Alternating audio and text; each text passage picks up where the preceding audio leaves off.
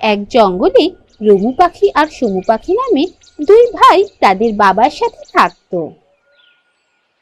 রমু পাখি আর সমু পাখির বাবা ছিল একজন চাষি, তবে তার বয়স হয়ে যাওয়াতে দুই ভাই মিলেই এখন চাষবাস দেখাশোনা করে। তাদের দুজনের মধ্যে বড় ভাই রমু পাখি ছিল খুবই বোকাশোকা পাখি, আর ছোট ভাই সমু পাখি ছিল খুবই চালাক পাখি। তাদের দুজনের মধ্যে একদমই মিল ছিল না, তাই বাবা মারা যাওয়ার পরই তারা দুজন নিজেদের পরিবার নিয়ে আলাদা হয়ে যায়।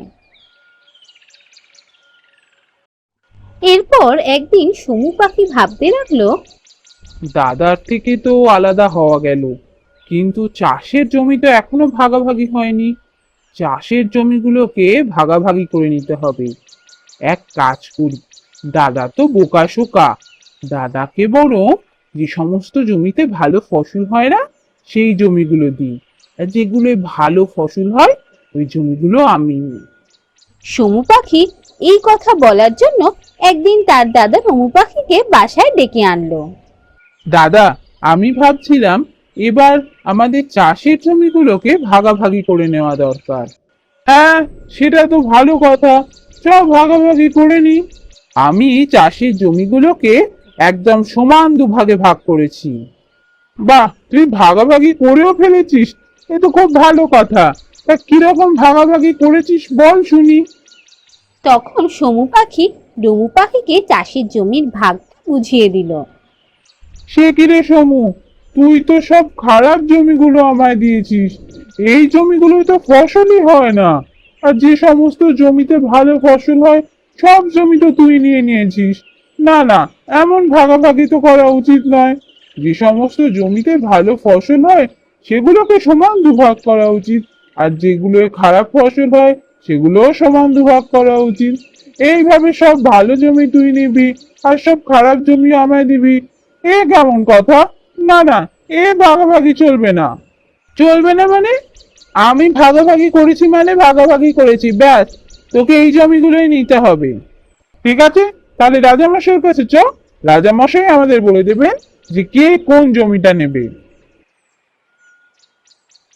এরপর রমু আর সমু পাখি গেল সেই জঙ্গলের রাজা পাখির কাছে। কি ব্যাপার, তোমরা কে? কেন এসেছো আমার কাছে? কি দরকার? মহারাজ, আমি রমু, আর ও আমার ভাই সমু। আমাদের বাবা বেশ কিছুদিন হলো মারা গেছেন, তাই আমরা ঠিক করেছিলাম যে আমাদের চাষের জমিগুলো আমাদের দুই ভাইয়ের মধ্যে ভাগ করে নেব। তো ভাগ করতে গিয়ে সমু সমস্ত ভালো জমিগুলো নিজের কাছে রেখেছে, আর সব খারাপ জমিগুলো আমাকে দিয়েছে। তাই এর বিচার চাই মহারাজ। ঠিক আছে ঠিক আছে, শোনো, আমি একটা প্রশ্ন করছি। সেই প্রশ্নের উত্তর যে ঠিকঠাক দিতে পারবে সে সব ভালো জমি পাবে, আর যে সেই প্রশ্নের উত্তর ঠিক দিতে পারবে না সে সব খারাপ জমি পাবে। মহারাজের এই কথা শুনে সমু পাখি মনে মনে ভাবতে লাগলো, দাদা যা বোকাশোকা, মহারাজের কোনো প্রশ্নের উত্তরও দিতেই পারবে না। আমি একদম সঠিক উত্তর দেব, আর সব ভালো জমি আমারই হবে। হ্যাঁ হ্যাঁ মহারাজ, আমরা রাজি। ঠিক আছে, বলো তো, পৃথিবীতে সব থেকে দ্রুত যায় কি? এই প্রশ্নের উত্তর তোমরা 1 সপ্তাহ পর এসে আমাকে দেবে। এরপর রমু পাখি আর সমু পাখি তাদের নিজের নিজের বাসায় ফিরে যায়। মহারাজের এই প্রশ্নের উত্তর আমি জানি। 1 সপ্তাহ পর গিয়ে আমি একদম সঠিক উত্তর দেব, আর সমস্ত ভালো জমি আমার হয়ে যাবে। দাদাই প্রশ্নের উত্তর দিতে পারবে না, আমি জানি। ওদিকে রমু পাখি মনে মনে ভাবতে লাগলো, মহারাজের এই প্রশ্নের উত্তর তো আমি খুঁজেই পাচ্ছি না। কি হবে এবার? সমস্ত ভালো জমি তো ওই সমুর কাছেই চলে যাবে। আমার তাহলে চলবে কি করে? আমাদের তো রোজগারই বন্ধ হয়ে যাবে। ওই জমিগুলোয় তো ফসলই ফলায় না। কি যে হবে? বাবাকে এত চিন্তিত দেখে রমু পাখির মেয়ে টুকটুকি পাখি তার বাবাকে প্রশ্ন করলো, বাবা, তোমাকে এত চিন্তিত দেখাচ্ছে কেন? কি হয়েছে? এত কি ভাবছো তুমি? তখন রঘু পাখি তার মেয়েকে সব কথা বলল। ও প্রশ্ন করেছেন মহারাজ? কি প্রশ্ন গো? আমাকেও বলো, যদি আমি পারি। তখন রঘু পাখি মহারাজের করা প্রশ্ন তার মেয়েকে বলল। বাবা, তুমি একদম চিন্তা করো না, এই প্রশ্নের উত্তর আমি জানি। 1 সপ্তাহ পর যখন তুমি যাবে মহারাজের কাছে, আমি তোমাকে ওর উত্তর বলে দেব। দেখতে দেখতে 1 সপ্তাহ কেটে গেল। রঘু পাখি আর সমু পাখি মহারাজের কাছে গেল। এই তো, তোমরা দুজন এসে গেছো দেখছি। তা বলো, আমার প্রশ্নের উত্তর কে কি ভেবে এসেছো? মহারাজ, আমি আপনার প্রশ্নের উত্তর জানি। পৃথিবীতে সব থেকে দ্রুত যায় একটা পাখি। পাখির থেকে দ্রুত কেউ যেতে পারে না। পাখি সব থেকে দ্রুত যায়? না তো, আমার প্রশ্নের উত্তর তো হলো না। মহারাজ, আমি আপনার প্রশ্নের উত্তর জানি। পৃথিবীতে সব থেকে দ্রুত যায় মন। এই যেমন ধরুন, আপনার এই রাজদরবারে আসার আগে আমার মনটা আমার বাসায় ছিল। এখন আমার মনটা রাজদরবারে এসছে, তাই মন সব থেকে দ্রুত যায়। বাহ, এই তো, এটাই তো আমার প্রশ্নের উত্তর। একদম সঠিক উত্তর দিয়েছো। তাই কথা মতো তুমি সমস্ত ভালো জমি পাবে। মহারাজ, এ কেমন বিচার হলো? একটা প্রশ্নের উত্তরের উপরে সবকিছু নির্ভর করছে। আপনি আরো একটা প্রশ্ন করুন, হতেও পারে সেই প্রশ্নের উত্তর আমি ঠিক দিলাম, ও ভুল দিল। আপনি আরো একটা প্রশ্ন করুন। ঠিক আছে, আমি আরো একটা প্রশ্ন করছি। যদি সেই প্রশ্নের সঠিক উত্তর তুমি দিতে পারো, তাহলে সমস্ত ভালো জমি সমান দুভাগে ভাগ হবে। আর যদি সঠিক উত্তর না দিতে পারো, তাহলে সমস্ত ভালো জমি রমুর কাছে চলে যাবে। ঠিক আছে মহারাজ, তাই হবে। শোনো তাহলে আমার প্রশ্ন, পৃথিবীতে সব থেকে ভারী কি? এই প্রশ্নের উত্তরও তোমরা 1 সপ্তাহ পর এসে আমাকে দেবে। রাজার প্রশ্ন শুনে আবার দুই ভাই নিজের নিজের বাসায় ফিরে গেল। বাসায় ফিরে সমু পাখি ভাবতে লাগলো, না না, এবার আমায় সঠিক উত্তর দিতেই হবে, না হলে তো সমস্ত ভালো ফসলের জমি দাদার কাছে চলে যাবে।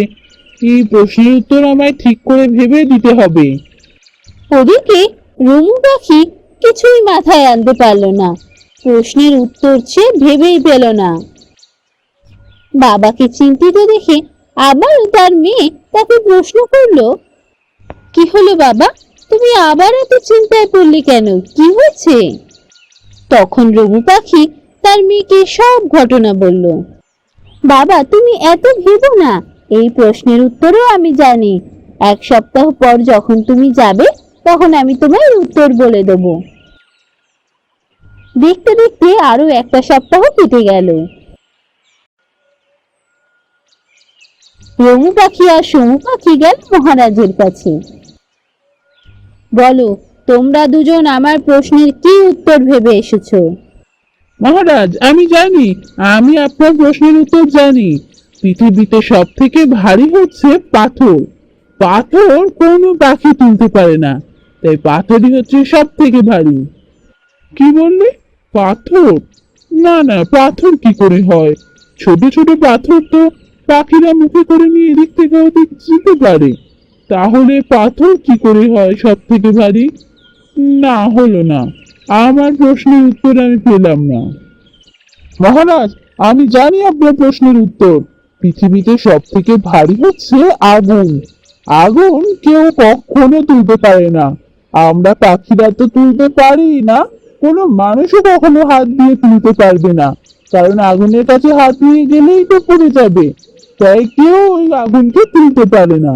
সেজন্য আগুনই হচ্ছে সব থেকে ভারী। বাহ, এই তো, এটাই আমার প্রশ্নের উত্তর। একদম সঠিক উত্তর দিয়েছো। তাই কথা মতো সমস্ত ভালো জমি রঙের হবে, আর সমস্ত খারাপ ফসলের জমি সমুর হবে। এটাই ওর শাস্তি। এরপর সমু পাখি মন খারাপ করে তার বাসায় ফিরে গেল। সমু পাখি ফিরে যাওয়ার পর মহারাজ রমু পাখিকে প্রশ্ন করলো, আচ্ছা, আমি তো শুনেছিলাম তুমি খুবই বোকাশোকা পাখি। তাহলে সমস্ত প্রশ্নের সঠিক উত্তর তুমি দিচ্ছ কি করে? ঠিক করে বলো, কে তোমাকে সব প্রশ্নের উত্তর শিখিয়ে দিচ্ছে? হ্যাঁ মহারাজ, আমার মেয়ে টুকটুকি। ওর মাথায় অনেক বুদ্ধি। ওই আমায় সব প্রশ্নের উত্তর শিখিয়ে দিচ্ছে। তাই নাকি? সত্যি তো। এই সমস্ত প্রশ্নের এমন উত্তর যে দিতে পারে সে সত্যি বুদ্ধিমান। আমি তোমার মেয়েকে দেখতে চাই। ওকে এখানে নিয়ে এসো। এরপর রমু পাখি তার মেয়েকে গিয়ে সব কথা বলল। আর তারপর রমু পাখি নিজের মেয়ে টুকটুকি পাখিকে নিয়ে রাজ দরবারে হাজির হলো। মহারাজ, এ আমার মেয়ে টুকটুকি। এই আমায় সমস্ত প্রশ্নের উত্তর বলে দিয়েছে। টুকটুকি পাখিকে দেখে রাজা পাখির খুব ভালো লাগলো। সে ঠিক করলো সে টুকটুকি পাখিকে বিয়ে করবে। বাহ, টুকটুকি যেমন সুন্দরী তেমনই বুদ্ধিমতী। যদি তোমাদের কোনো আপত্তি না থাকে, আমি টুকটুকিকে বিয়ে করতে চাই। রাজার কথা শুনে টুকটুকি পাখি বলে উঠল, মহারাজ, আমি কিন্তু একজন চাষির মেয়ে। আপনি একজন চাষির মেয়েকে মহারানী করবেন? হ্যাঁ টুকটুকি, আমি তোমায় বিয়ে করতে চাই। কারণ তুমি একজন চাষির মেয়ে হলেও একজন রানী হওয়ার সমস্ত গুণ তোমার মধ্যে আছে। তাই আমি তোমায় বিয়ে করতে চাই। এরপর রাজা পাখির সাথে টুকটুকি পাখির বিয়ে হয়ে যায় আর তারা দুজন সুখে শান্তিতে দিন কাটাতে লাগে।